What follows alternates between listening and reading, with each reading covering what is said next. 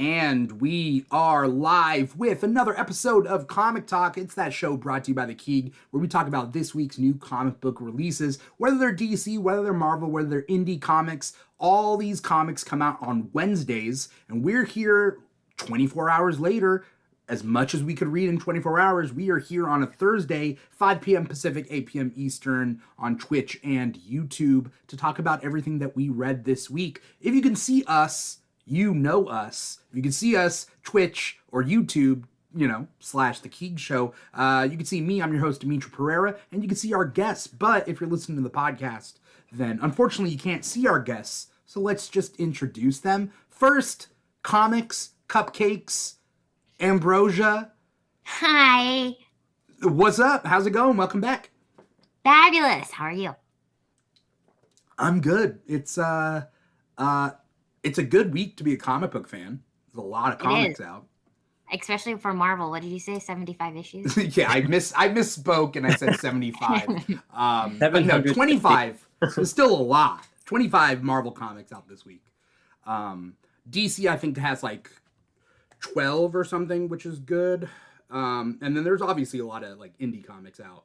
12 DC comics out this week, 25 Marvel, and all the rest. So it was a good week. For anyone out there, go to comicshoplocator.com, find a comic shop near you, one that you vibe with, one that you connect with, one that you trust, and support them. Support your local comic shops.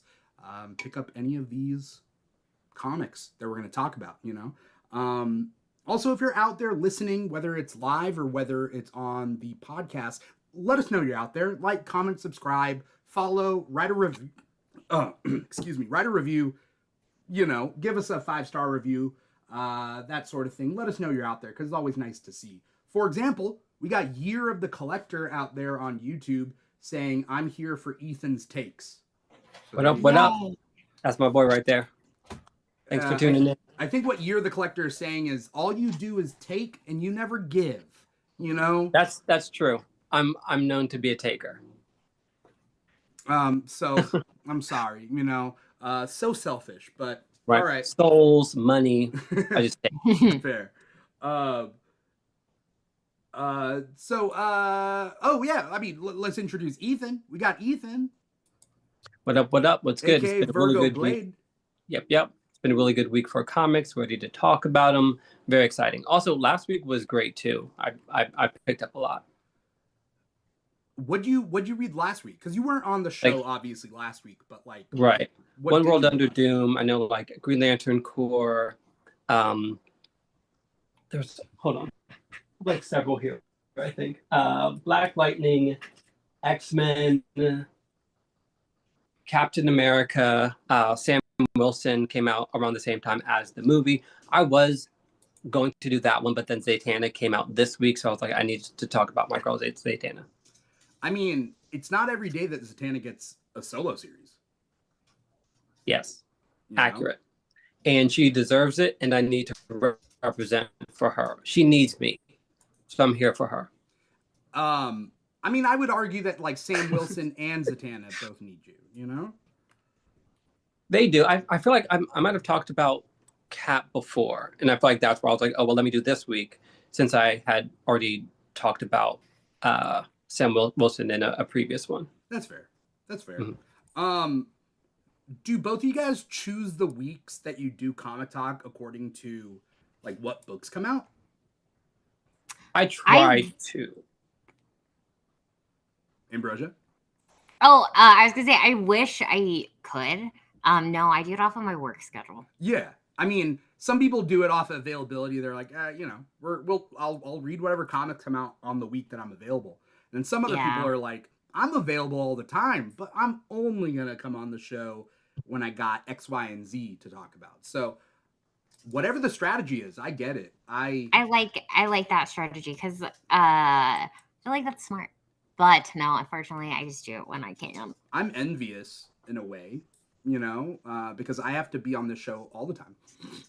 And it's like, maybe we're envious of you. I mean, if you guys want to literally host this show week after week, every single week, I mean, we can talk about it after the show. But for me, I'm like, I wish I was a guest on somebody's podcast where they did the same exact thing. Because I don't think people realize the behind the scenes work that you do. It's a lot. But, you know, like today we're starting late, so I mean, we might as well like get into the nitty gritty of what we read this week. Ambrosia, what did you read this week? What were the comics?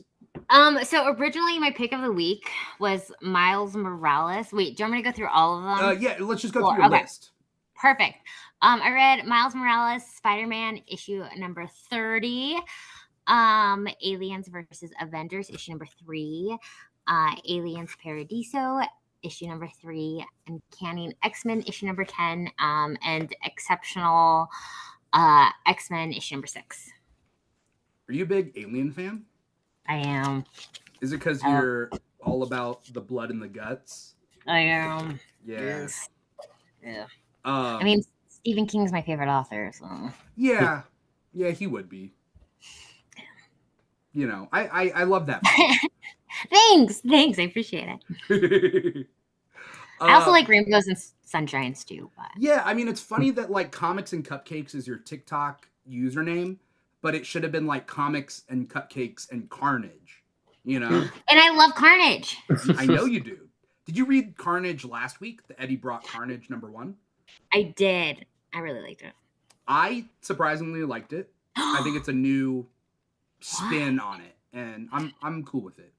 Good thing that's recorded because I'm going to hold you to that. You said that you liked something with Carnage in there. And with Venom in there, essentially, because Eddie Brock. So I'm going to be honest. I am reading all new Venom right now. And I read Eddie Brock Carnage. Who are you? I think maybe you're the real edgelord. I'm not the real. You're the real edgelord. Maybe you're becoming the real edgelord. Maybe I'm going to pass down the baton to you. Is this a symbiote situation? See, yeah, I don't like symbiotes. Like, I don't. But the new kind of premises of these series have been pretty good. So, you know, it is what it is. Ethan, what did you read this week? I read Exceptional X-Men #6, X Factor #7, X-Men, Uncanny X-Men #10, Nightwing 123, Zatanna issue #1, and New Gods issue #3. That's a good list. Very strong week. Yeah. Okay, I'm gonna go through what I read this week.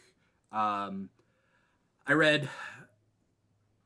I did. I read Nightwing 123. I read Amazing Spider-Man 68, Batman Superman World's Finest 36, Ultimate Wolverine 2, Uncanny X-Men 10, Miles Morales Spider-Man 30, Titans 20, Aliens vs. Avengers 3, G.I. Joe 4. Ooh. Weapon X-Men 1. And maybe that's it. There was a lot more on my list, but I think that's all I had time for. It's a good list. Yeah. I think that's all I had time for. But there was like a lot of comics that came out this week, and I really wanted to read all of them, but I couldn't. I know. I couldn't get to Storm. I think that was one that I didn't get to. I really wanted to read Storm. Ethan, did you get to Storm? I did not. My comic book shop didn't have it, so I'm gonna have to get it like this weekend. Okay, that's fair. I mean, it's been good. Yeah. For anyone out there who's watching or listening, like, there's so many more comics than what we read or could read in 24 hours. Me personally, I read comics on the weekends too, but definitely worth checking out everything that they got out there. You know, we're just talking about what we, had time for. Out of all of that, who wants to go over their pick of the week this week? Who has a strong, like, #1? I do. Perfect. Right. What is it? It is Zatanna, the Mistress of Magic.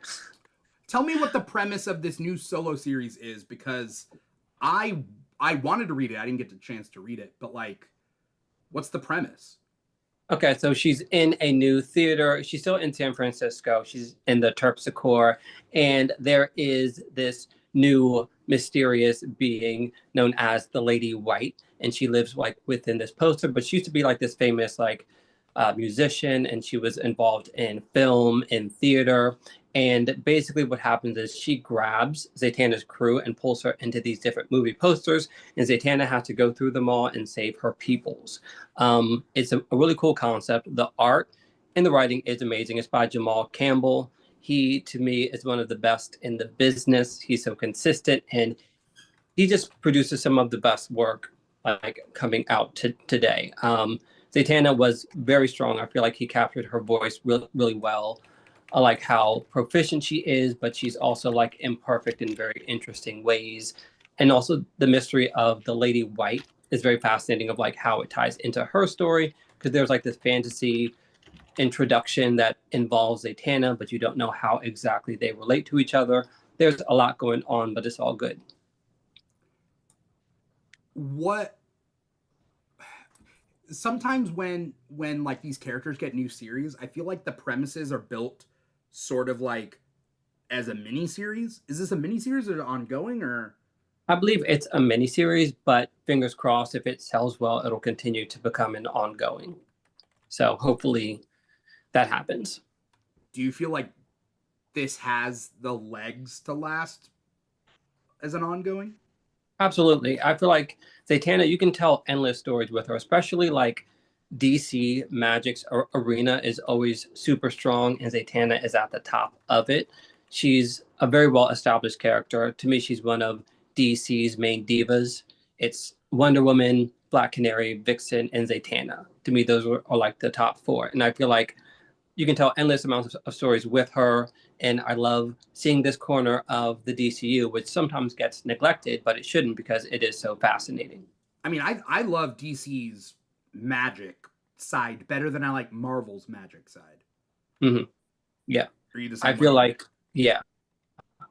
I feel like they have a stronger magical, like conceptually, like with their characters and how kind of diverse they are from like these different realms, but they all seem cohesive at the same time. And it feels like this underworld beneath DC's main world, which perhaps like I'm an outsider like looking in, but like Marvel doesn't have that same feeling for me. Like, yes, they have like a magic section, but it doesn't feel as robust as DC. Yeah, I feel like the magic in Marvel like kind of revolves around Doctor Strange, and like I just don't find Doctor Strange that interesting. Versus like DC's magic, it doesn't revolve around Zatanna, but I feel like there's a couple of people it like revolves around, right? Yeah, there's Doctor Fate, Constantine, Zatanna, like Swamp Thing, and it's like they each kind of occupy these various corners within magic, and that's why it feels so kind of like fleshed out to me. Versus like Doctor Strange, and I guess a few other like top tier magical people in Marvel, but it just doesn't have the same like vigor that DC has, like with all of their diversity within that arena. Yeah, I'm with you. I wanted to read this one, so I'm definitely gonna read it when I get the chance. But damn, I'm sorry. It's a must read. Join you on this adventure. It's cool. I'm definitely interested in where it's going to go. I feel like Zatanna is represented well. Once again, the art is gorgeous. Jamal doesn't miss. And yeah, I'm just excited to see where this is going to go. All right, cool. Zatanna number 1. I don't know if Year of the Collector is out there and still watching. Year of the Collector's just been blowing up the YouTube chat. But I don't know. Year of the Collector, let us know what you're reading this week, whether you got to read any of these. Ambrosia, what's your pick of the week? So originally my pick of the week was Miles Morales, issue number 30. But after actually reading the comics this week, I think I switched. Oh, I didn't think. I did switch it up. And I chose the Uncanny X-Men issue number 10. I am a sucker for Gail Simone. Yeah. And I really have enjoyed this series so far. And I really liked how this issue, how we got to see the Young Mutants get attacked by the Wolf Pack. and to see how they held up their own against their mentors. I think that she's done a really good job with this so far, and being like newer to the X-Men series. I really enjoyed it. I loved the story with, I love Fudge. What's his name? I got it. Don't tell Ransom? me. Sorry. Maybe. Nope. Ethan, did you read this one too? Yes. Okay. This was what did you amazing think? as well. All three of us read this one. Nice. Oh my gosh, this is fabulous. I don't think that this has happened in a hot minute. Mm. Oh, Nightcrawler. Sorry, that was so dumb. Oh, Sorry, Nightcrawler was the name you were trying to get? Listen, it's been a long day. Yes, Nightcrawler. I couldn't think of it. Sorry. I know. Terrible. I love him so much. Same. He's one of my favorite. It's Gambit and Nightcrawler. That's one of the main reasons why I love the Uncanny X-Men so much. Yes, and then we got Rogue and Gambit in here at the end, and that was just so wholesome. But yeah, so seeing, I don't know, all these characters together, it really just like pulled at your heartstring. Mm-hmm. Yeah, I mean, this is hot off the heels of the quick, like that really short crossover event that we just had. Yeah. Great on Grey Malkin. Yeah, and like, cool, you know, like it's it's like a new start of this new like story arc, and we're getting to know the kids a little bit better, and I kind of like what everybody's doing. So, like, Nightcrawler is like, I don't know whether I'm gonna keep being an X-Man if I'm finding happiness at this house. Yes, you know, he's finding a home. Yeah, and it's like, cool. I get that. I can't blame him. You know, but like, Rogue and Gambit are on a date, and then some weird monsters like, you know, following them, and like it's setting up for later issues. But I thought there was like a lot going on in this issue. I was like, all right. There was, yeah. And I think that's why I also liked about it too. Yeah. I don't know.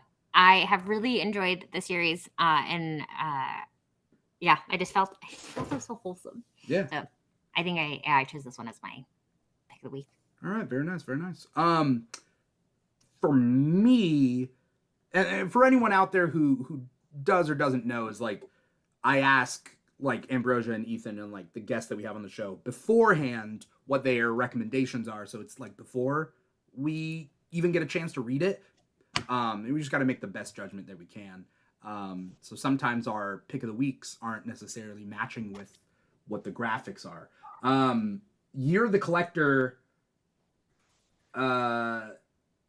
says that they're reading Wonder Woman, The Question, Zatanna, Laura Kinney Wolverine, which also came out this week, Uncanny X-Men, and Ultimate Wolverine. That's a good list. It's a good one, yeah. Yeah, great taste.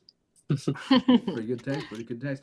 I'm trying to think of like which one. I did read some like really good stuff this week, and I'm trying to think of like, I'm just, for the sake of argument, I'm gonna say Aliens versus Avengers #3. That was a really good one too. I've been really liking this comic, and it's funny because I'm not necessarily an Alien or Aliens fan. I read Alien comics and I read Predator comics because they're comics, but I can't do the movies because they're too scary. Really? I get scared. I don't do horror movies because I get scared easy, and I thrash around, and like if somebody jumps out at me, I punch like that's my reflex, right? Yeah. I almost punched a kid I was teaching. Oh my gosh. Not actually, but like I could have. Because I was teaching a class and I like took a break to go to the bathroom, and I came back and the kid jumped out behind the theater curtain, and I was like, I almost punch you. Like, don't do that, dude.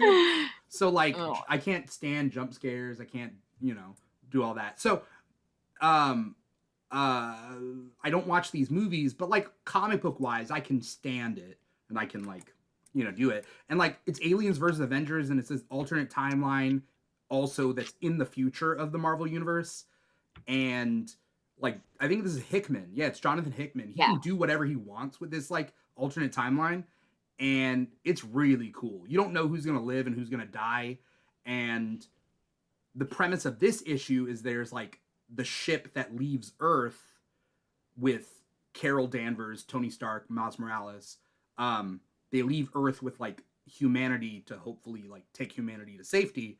They have to stop on Mars and visit the mutants on Mars. And what happened to the mutants on Mars is crazy too. Okay, so two things. For one, Carol's whole monologue in here was so incredibly beautiful.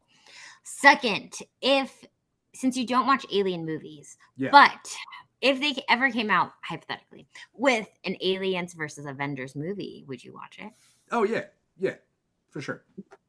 There's certain things that will get me into a seat for a horror movie. It's not that I've never seen any horror movies.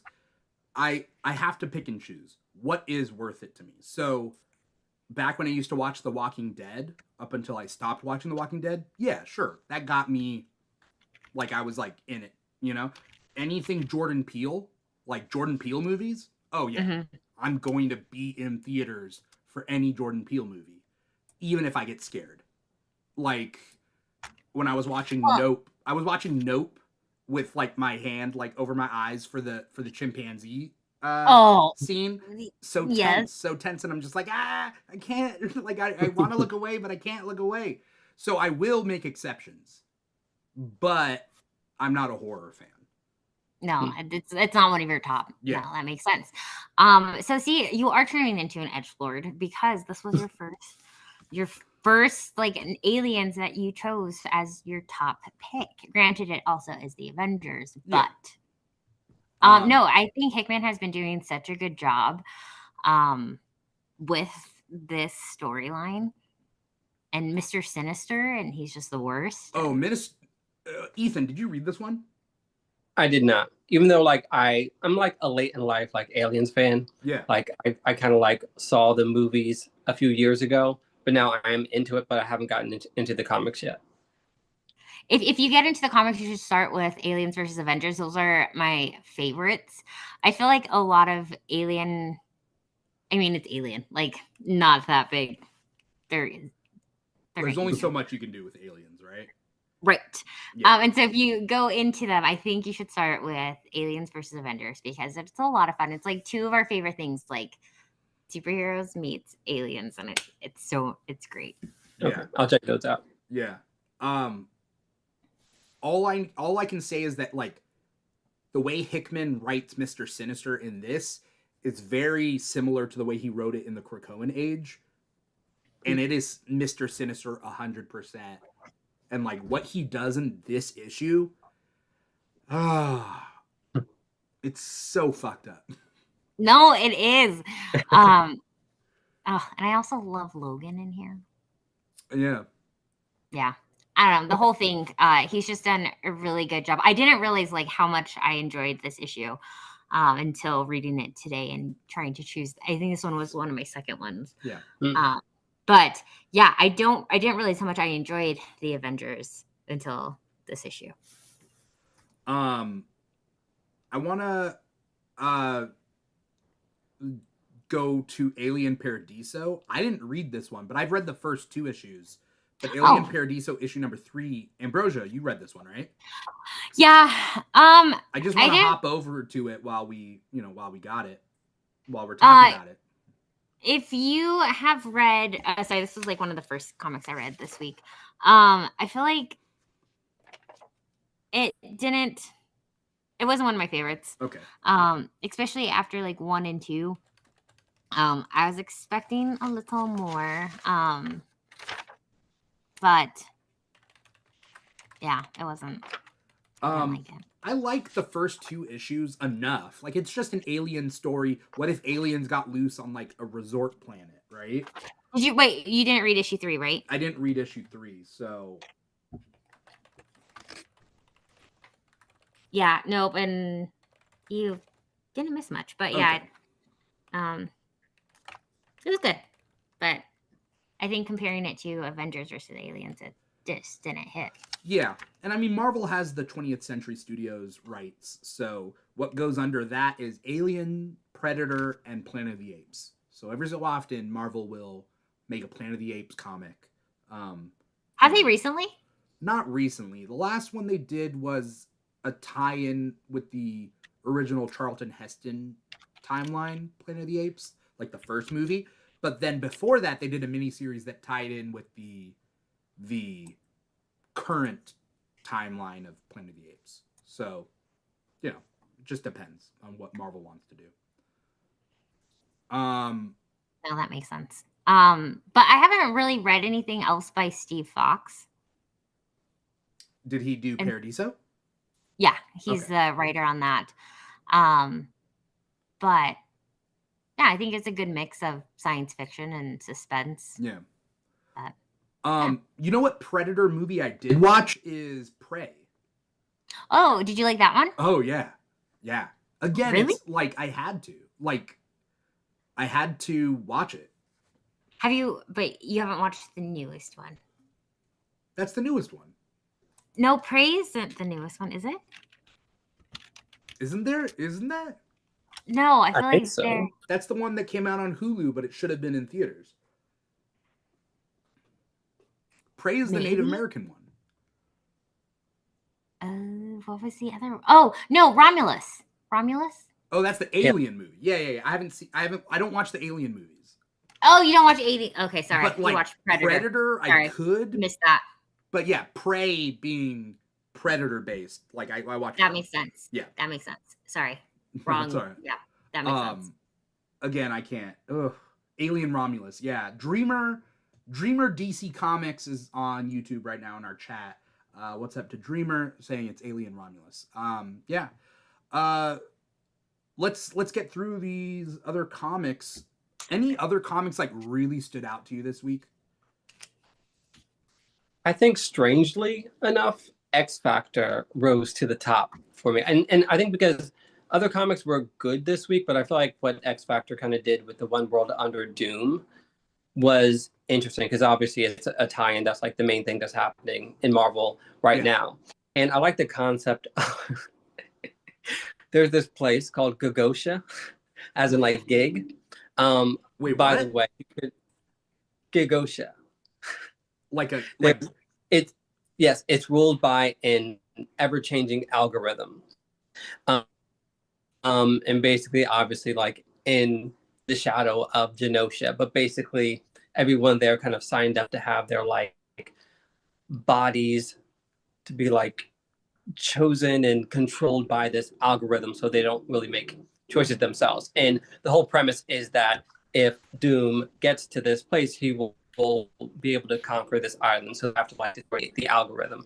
If you couldn't tell, like X Factor is obviously like social commentary and satire. So there's like a humorous spin to it, which I really enjoy, but also kind of makes some poignant like points about how people are so controlled by their electronics, so much so that there's literally an island called Gagosha. So that alone kind of makes this really like stand out for me. Okay. I like this series, except it's hard to figure out like where they're trying to go, because it is very similar to the old X-Force Ecstatics sort of comics, where it's like celebrity super team, like going on missions, people may die. So it's very much like a spiritual sequel to that original run.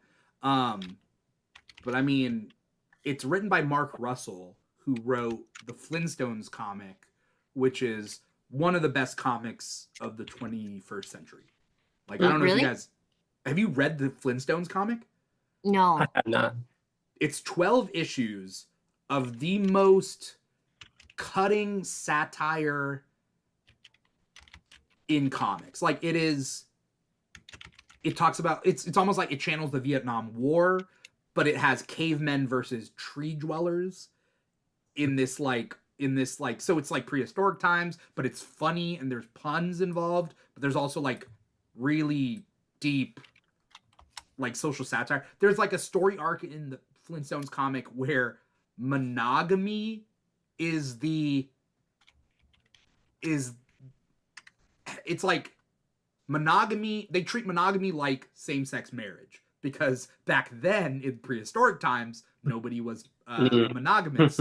And so they do this weird switch where people who are monogamous are treated like others. And like, it's so, I don't know. It's the Mark Russell Flintstones comic is one of the best comics ever written. You can get it in deluxe hardcover, wherever comic books are sold, I guess. Amazon. I'll have to check that out. Whatever. Yeah, it sounds interesting, like a deconstruction. Oh, yeah. It's hard to describe, but I think Drew, aka Drew Deficit, has talked about it before, and that's what got people excited for X Factor being written by Mark Russell, because like he's all about the satire, you know. Very much so, yeah.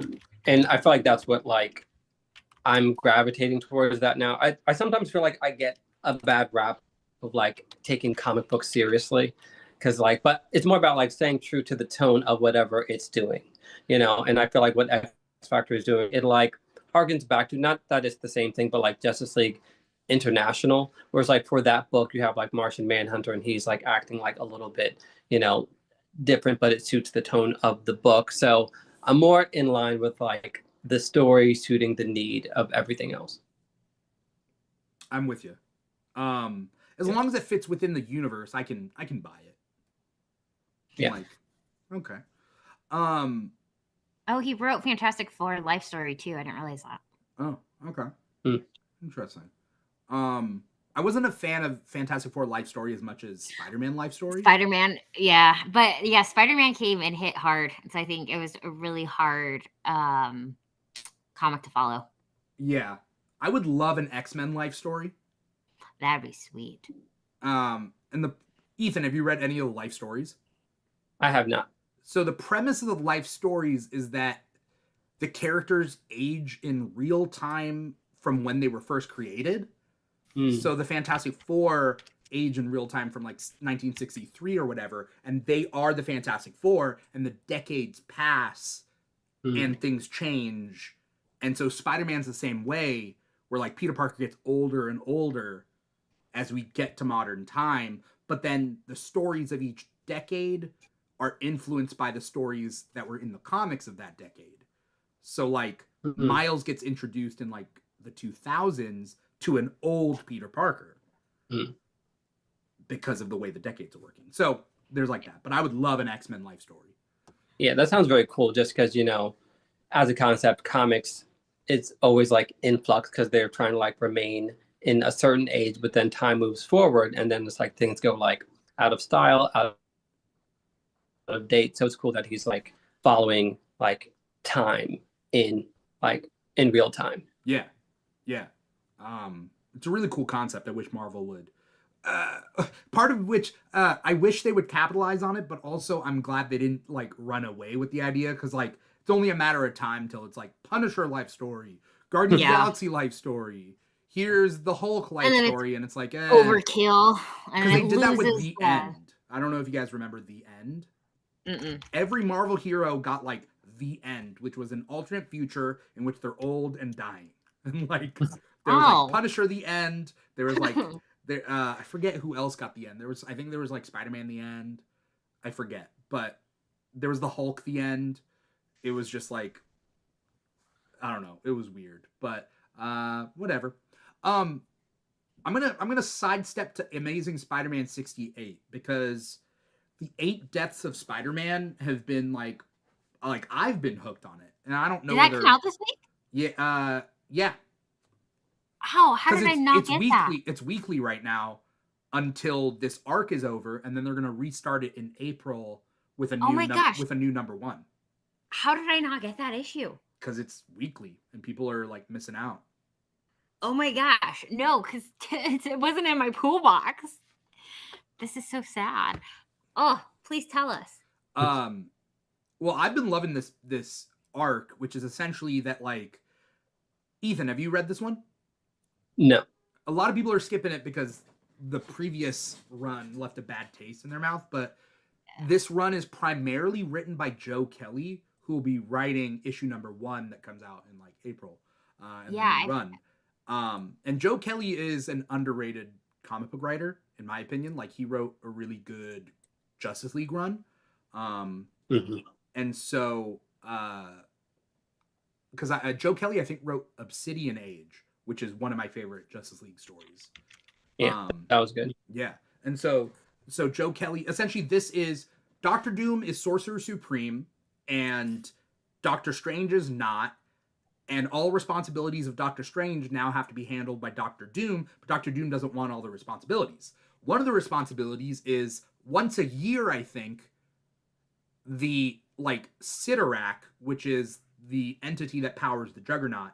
Sidorak is this demon entity, and he has 8 children that have to fight Doctor Strange one-on-one, and after each battle, they will kill Doctor Strange, and then Doctor Strange has to resurrect himself 8 times. And only 8 times. So you have to defeat the Scion of Sidorak, die, be reborn, and not lose. And so, because he only has enough resurrections for each battle. 1 for each battle. Anyway, the point being is Doctor Doom's I don't want to have to deal with this. Spider-Man, I'm going to give this stuff to you. I'll give you the spells you need. You just do this. You die. You get resurrected. Go on. Deal with it, because responsibility is your thing, right? So Spider-Man, it's part mystical story, part Spider-Man story. And I don't know. It's been pretty good. He loses hope. He gets absolutely his soul crushed. And he stops for a couple issues, and he's just I don't care. And this issue was so good because he comes back in this issue. I don't want to spoil it, but there's something that happens in this that is crazy. I'm gonna have to go back and go pick it up. I'm so sad I didn't get it. You want me? I have to catch it. Do you guys want me to tell you what happens or not? Spoil it. Okay. Yeah. Okay. So Spider-Man's he has 8 reeds. They're like magical reeds that allows for the resurrection. Problem is that after the last battle, he's given up, and he's what's the point of being everybody dies in the end. He got his soul massacred, right? And he has 4 reeds of resurrection left. Problem is because he sits one out, 4 people die. Because this villain goes on a rampage, including Aunt May. Aunt May is one of the 4. Oh my gosh. So because he sat out, he's I'm going to use my 4 remaining reeds to bring those 4 people back. And now I don't have any more reeds to fight the 4 remaining Scions of Sidorak. And so, Death, who is Phil Coulson, he's you don't have any more resurrections left. He's I'll figure it out.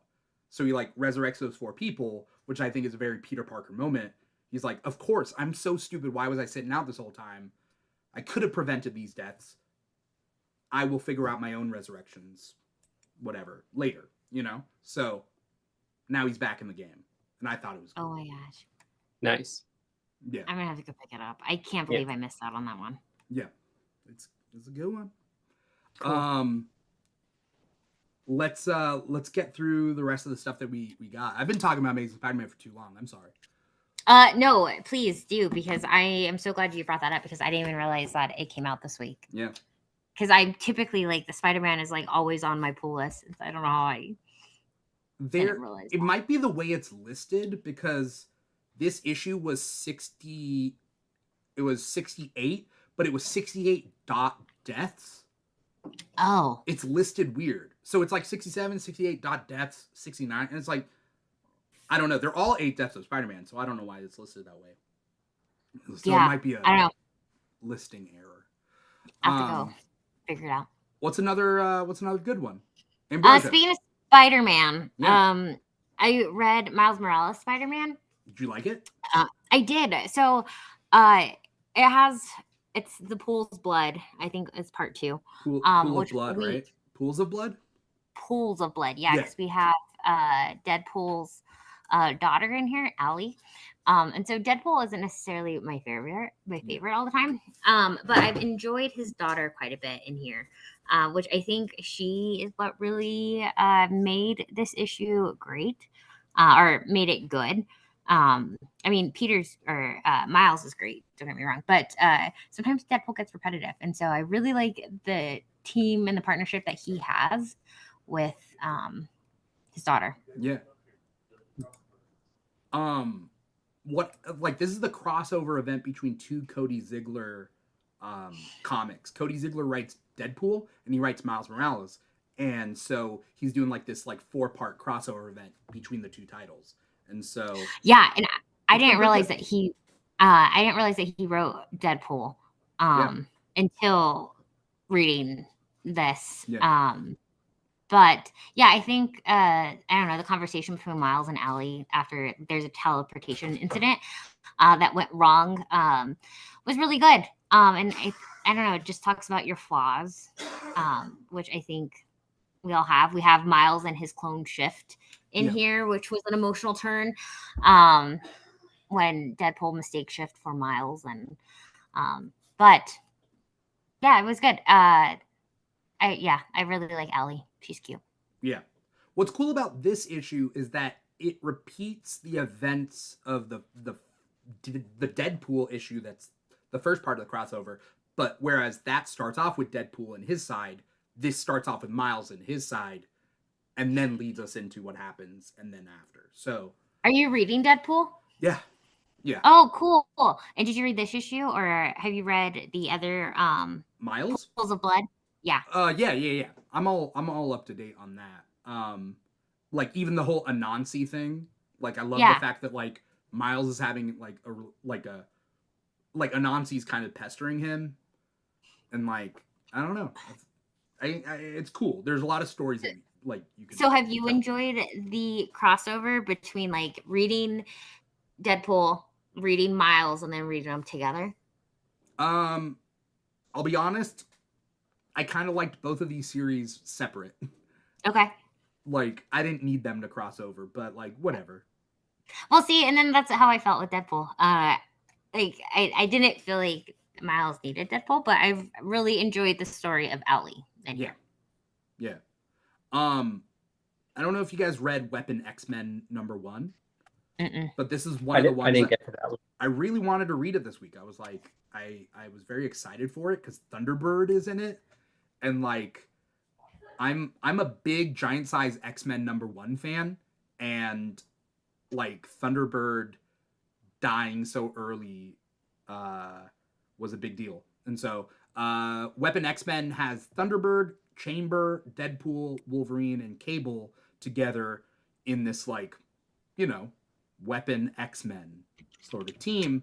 And then Deadpool, has another thing going on in this. So I don't know. It was cool, and it's nice to see Thunderbird back. Sounds cool. Yeah. I won't spoil that one. Ethan, what else? You read New Gods, right? I did. So I liked this a lot. It was a lot of information, and that's saying a lot coming from me. This one had New Gods issue #3. Yeah, it had a lot of exposition, which I'm all for. Like I love world building, and this kind of like goes through like the worlds that existed before the fourth world, which is very cool. And also like how it relates to like mythology. And I love all that stuff. It was just a lot to unload, so I didn't retain everything. But there was a really cool scene with Miss Miracle and Big Barda that I love, that kind of like split up the issue. So I feel like when I go back and reread it again, I'll have more of an appreciation, because it's just like a lot of text, a lot of like history, and a lot of like very strange names that is like hard to like remember everything of like, oh, this person was there, or this being was there at this time. Then they created that, and then that happened, and then he's like Prometheus, and then go back to the Tepi, then like all these different like locations. And so I feel like I'll have a deeper appreciation once I like go back and like read it again and really like focus. But when I had other things to like do and read, I didn't have that time to like really allow it to digest. Yeah, I get you. I was talking about it on a previous episode. Like sometimes I'll open a comic and see a bunch of text, and I'm like, I'll get to it later, and I like open up something else, Yeah. We were talking about that last time I was on with Storm. I think, was it Storm issue #1 that came out? No, it was Storm Life Dream. Oh, Life Dream. I still haven't read it. I still haven't read it. I was either, because it was so much. I was like, I can't do all the text. I can read. I have no problem with reading. It's just, it's a slog, just getting through it. So, I read New Gods 1 and 2, but I didn't read number 3. So good to know that it's a lot of text. It's nice to know it. Be able to plan it out. Carve out some time to read it and fully pay attention. Because honestly, issues 1 and 2 didn't bother me. Because Ram V, he's such a great writer. Some people, it does feel like they write just to write, but his words matter. But this one, I just think with time constraints, there were some issues. Yeah. Ethan, I would like to thank you for coming out and saying that it was so much that it was a lot to comprehend. I think we don't talk about that enough. Of sometimes, even though there's people assume that because it's pictures and it should be easy, but no. Sometimes there are so many times where I have to go back and reread comics because I feel like I just didn't get it. So thank you for saying that. Yeah. No problem. I mean, we keep it real. That's the thing. No shame in it. Sometimes I just want to look at the pictures. Sometimes I want more action-packed, hip and trendy comics. And sometimes I want to sit down and really read something. I'm not gonna lie. I feel like. Oh, sorry. I think that's why. What? Go ahead. Nope, you go first. I was just gonna say Nice House on the Lake or Nice House by the Sea. I really need to comprehend it when I read it, which means it's I'm doing it a disservice if I am only breezing through it. So I need to really read it, and that takes some time. Yes. Yes. Except for I think that's why I enjoyed. Did we talk about Exceptional X-Men? No. I think that's why I enjoyed Exceptional X-Men because I felt like it was super light. I think after reading Uncanny X-Men, that was a lot more word heavy and dialogue heavy. Exceptional X-Men, I felt was super easy breezy, just no second thought. It was just ta-da. And I'm not gonna lie, I enjoyed that so it's nice having the mix of both in here, but I felt Exceptional X-Men was super easy and light, and I didn't get to read it this week. Was it good? I enjoyed it still. And I think that's why I liked reading. I read Uncanny X-Men and then Exceptional X-Men back to back. And it was nice, having a lot of dialogue to just, there's no reading into it. Hold on one second. Yeah. Yeah, I really enjoy Exceptional X-Men because of that change in tone. It does feel more grounded, and even though they're mutants, it's almost a street level, conversational aspect to it.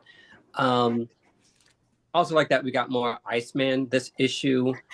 He's one of my favorites, and I've been wanting more of him to be in the book. And so I love the whole mentor situation with Iceman and Emma Frost. And then learning more about Axo was cool too, just because I like mutants that have a physical appearance where they are obviously mutant, they're not passing, because they have a different experience than other people who are mutants but are passing.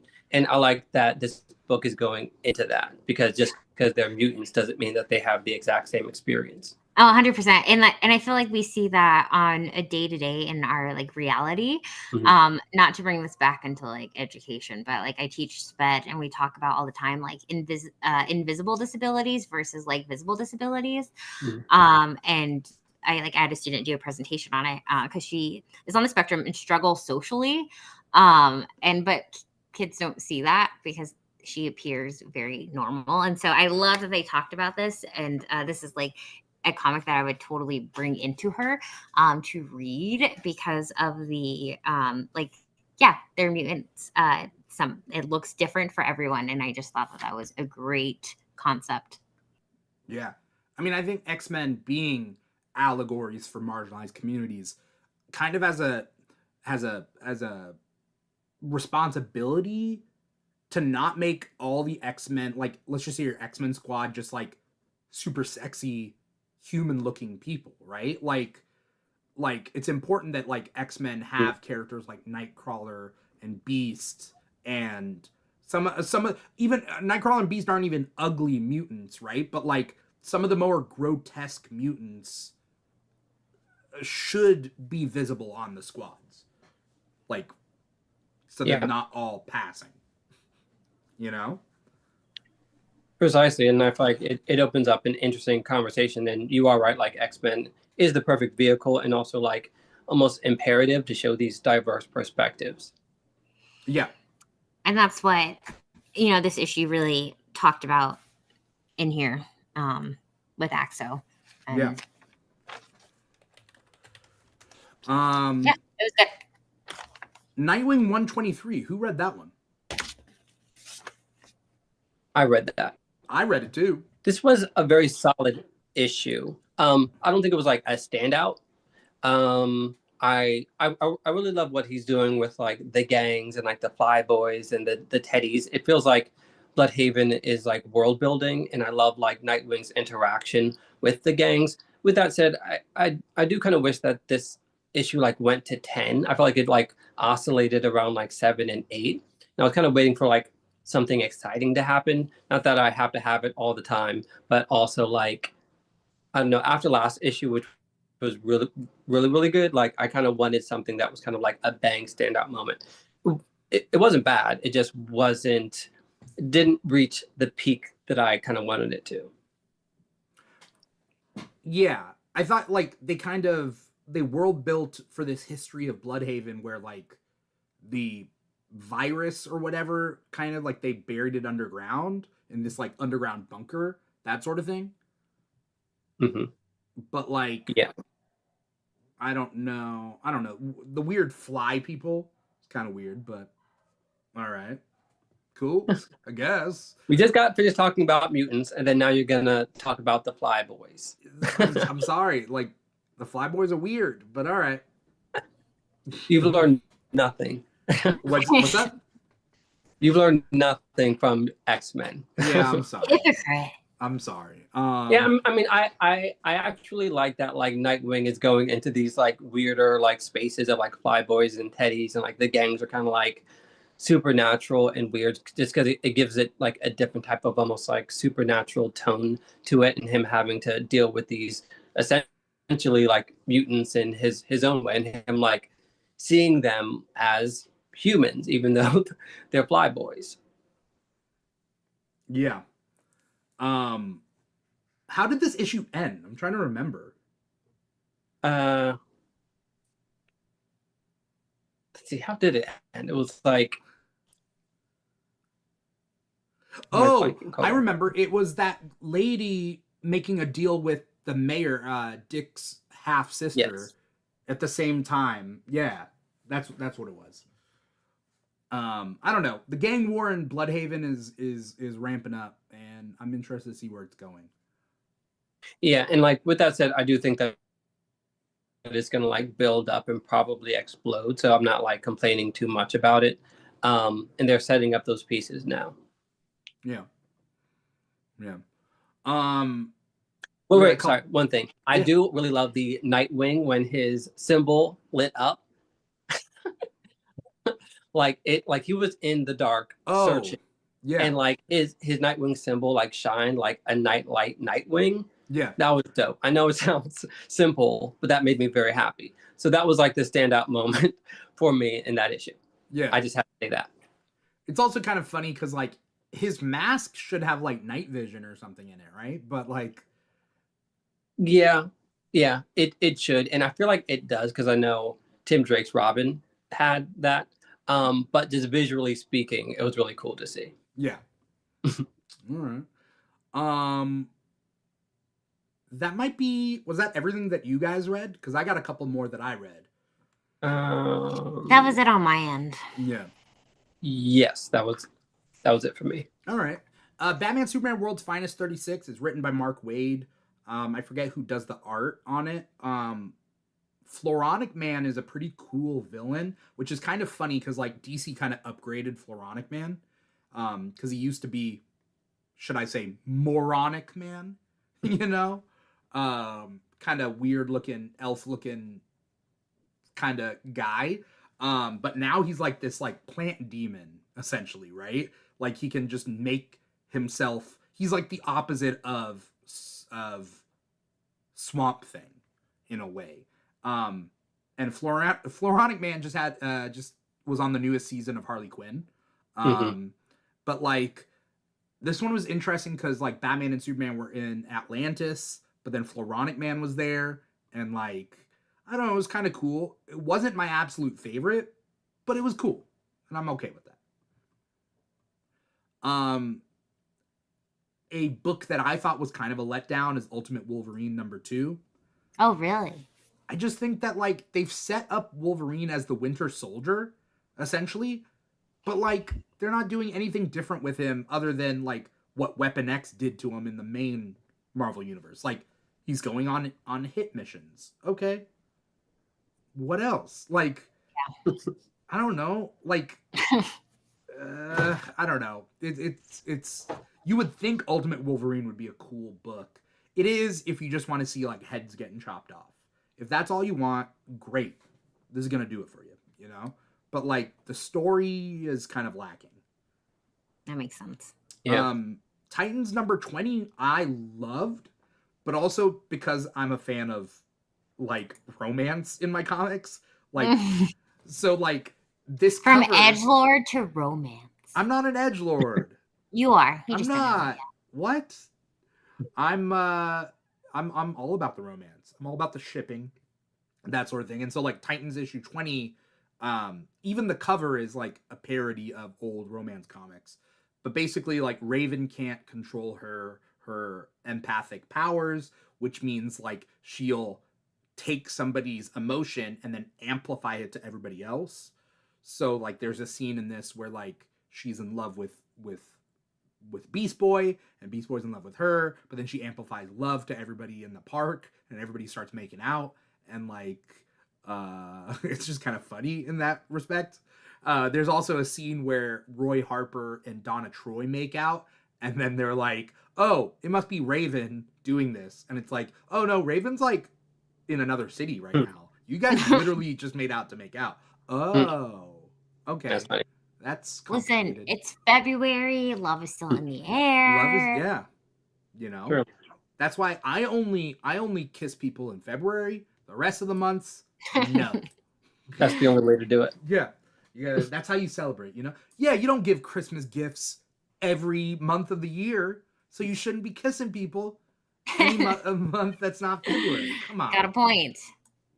Do you go hunting for Easter eggs in December? No. Absolutely not. So don't be kissing anyone in March or January or any of the other months. Any of the other ones. Anyway, this issue is cool if you like that sort of romance thing. The G.I. Joe comics from Image Comics have been pretty good. And I'm not even like a huge G.I. Joe fan or anything, but like they've been really fun and the art has been great. So, you know, definitely worth checking that one out. And I think that might be it as far as the comics I read. Cool. Were there comics that you guys wanted to read this week but didn't get a chance to? Yeah, mine was the like Weapon X. Still have to get to Storm, and a few others too. Yeah. I mean, I wanted to read Ultimate Black Panther #13, NYX #8. Doom Academy came out this week, which is like the Doctor Doom spin-off of Strange Academy. And I was really interested in reading that. I didn't get a chance to. Image Comics has the Power Fantasy #6 that came out this week that I really wanted to. Like that series. That series is also a series that you have to sit down and actually like read. Because it is not something you just breeze through. I can see that. It's literally about the politics of superpowers. Ooh. I love that stuff. Yeah. It's Kieran Gillen. Enough said. You know, so it's pretty damn good. It's what if super people were WMDs essentially. So then each country is having super people, but there's a politics involved. And they're rare. Super people are rare in this. Okay. And I've always wanted like DC specifically to explore that more, like with Red Star in Russia, and then like The Great 10? Geoforce in Markovia. Yeah. Yeah. The Great 10 is the Chinese super team. Mm-hmm. And like, you know, you read 52? Oh, yeah. Yeah. So like August General in Iron and like they were so cool in 52. Yeah. Like seeing them roll up the Chinese super team, it's like, oh shit. They're way cooler than like the Justice League of China or whatever that was. Yeah, that was dope. And 52 to me is still one of the best things like comic book has ever done. Like comic book history to me, like was made when 52 like came out and succeeded. I feel like we have very similar taste in that regard. Like, what's your favorite Crisis? I think unfairly maybe, but it's probably Infinite Crisis. I love Infinite just Crisis because also. That was the one that just because like it felt like a proper like look back, like retrospective. You've got Superboy Prime, Superman from Earth 2, and this kind of like projection and like perception of this current era of like gritty dark comics, and them saying like, oh, you aren't worthy enough. And I just love the commentary that was being made between both of these sides.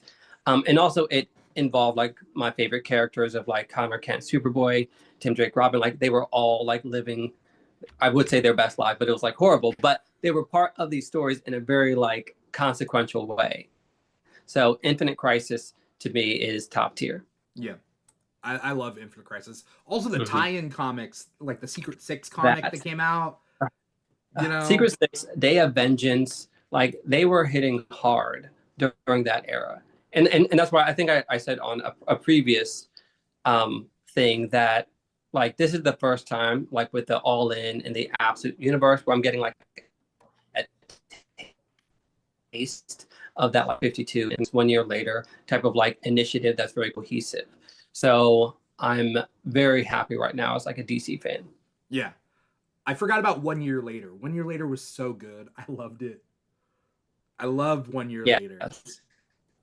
Yes, because it had this built-in mystery. I just remember like reading Teen Titans and them showing like, oh, here's this team at this time. Here's that team. And it's like, who are these people? And also like what happened? Yeah. Yeah. I loved it. But I mean, right now it's a good time to be a DC fan as well. You know, there's a lot of synergy going on. So I'm hoping they kind of keep that and run with it. So I think that's about it for the comics that we read this week. I want to thank both of you so much for coming on the show, talking about everything that we read. Before we get going, not only thank you to Dreamer DC Comics on YouTube and Year of the Collector on YouTube, and EMR 4811. I couldn't really understand what you're saying, but thanks for stopping by on Twitch. My old Tatch. It's like my old teach. What's my old Tatch mean? Anyway, point being is, thank you to everybody out there who's watching and or listening. Let us know you're out there. Like, comment, subscribe, follow, write a review. Whether you're watching us live on youtube.com/The Keeg Show or twitch.tv/The Keeg Show, we appreciate you. And if you're listening to the podcast, wherever you get your podcasts from, whether it is Apple Podcasts or Spotify or iHeartRadio or any of the many other podcast platforms, thank you for listening. Before we get going, Ambrosia, where can we find you? What do you got coming up? Anything you want to plug? You can find me on Instagram at Ambrosia_Linda and TikTok at Comics and Cupcakes. Nothing too much, just reading comics and hanging out. Awesome. I'm glad to have you. Oh, thanks for having us. Ethan, where can we find you? What do you got coming up? Anything you want to plug? Well, cool. I'm Virgo Blade on TikTok, Instagram, Blue Sky. Nothing major coming up now, just the same old good content. Awesome. If anyone out there wants to follow me personally, you can follow me at This Is Dimithri, mostly on Instagram. This is Dimithri if you want to follow me personally. If you want to follow the Keeg and all the shows that the Keeg does, including this show, Comic Talk, which is every Thursday, 5 p.m. Pacific, 8 p.m. Eastern, or maybe the Keeg Talks, where we talk about different movies, so on and so forth. You can find us online at The Keeg Show. The Keeg Show, pretty much everywhere. Instagram and TikTok are our two biggest platforms, but we're also on like Blue Sky and all that stuff. So at The Keeg Show /The Keeg Show, pretty much wherever you can find The Keeg Show, we are there. all social media.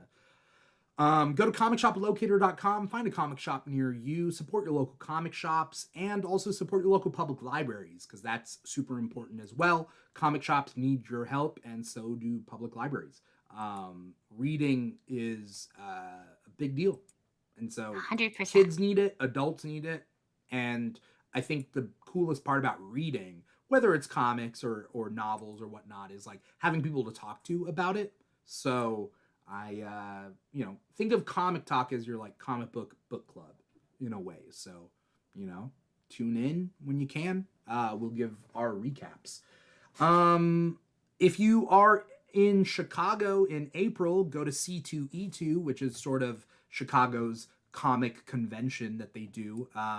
I will be there with a team. We will be doing a Geek Trivia game show on the floor of C2E2. It's called Geeking Out, and I'm going to be hosting that. So, Dude, that is so perfect for you. I love that so much. It's a game show I've been workshopping for a little while now, on and off. And so this is going to be the biggest crowd we have had. Oh my gosh, that's amazing. It's going to be literally in the middle of the floor. Dude, I'm so excited for you. Congratulations. Thank you. It's crazy. It's going to take a lot of production, but we're going to do it, and it's going to be great. So stay tuned for more info on that. That's pretty much it. Thank you guys so much for coming on. Thank you everybody out there for watching. Once again, I am your host, Dimithri Perera, and this has been another episode of Comic Talk for the week of February 20th, 2025. Take care, everybody. Everybody say bye. Bye. Peace out. Peace out.